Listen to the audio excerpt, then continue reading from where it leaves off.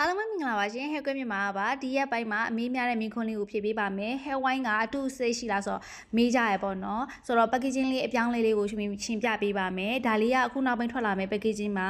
ဒါလေးကတော့ရှင်တို့မူရင်းအရင်ကထုတ်တဲ့ပစ္စည်းလေးဖြစ်ပါတယ်ရှင်ကွာဝါတာကတော့ဘူးမှာ4နေရာလောက်ရှိရပေါ့နော်ပထမဆုံးခုနပြတဲ့နေရာလေးကွာမယ်အခုဒီမှာပါဝင်ပစ္စည်းမှာဆိုလို့ရှိရင်အရင်တုန်းကအစီ6မျိုးအခုနောက်ပိုင်းကကြတော့ရှင်တို့စပင်အတွက်ပိုကားအောင်ဥယျာဉ်ပြအတွက်ပိုကားအောင်ဆိုပြီးတော့ rosemary wine လေးပါထည့်ထားပါတယ်အဲ့တော့အစီရစုစုပေါင်း10မျိုးပါဝင်ပစ္စည်းတွေမှာပါလာပါမယ်ရှင်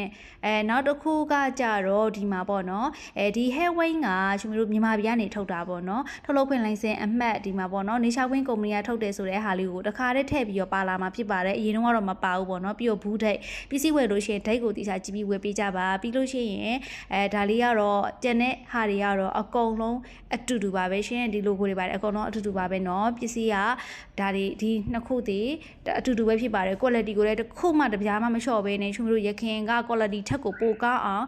ပို့ပြီးတော့ထည့်ပြီးတော့ထုတ်ထားပေးပါတယ်ရှင်။ဒီကအပြင်ကဘူးခွန်မတူဘူးဆိုမဲ့ပေါ့နော်ဒါလေးကအထဲမှာပါတယ်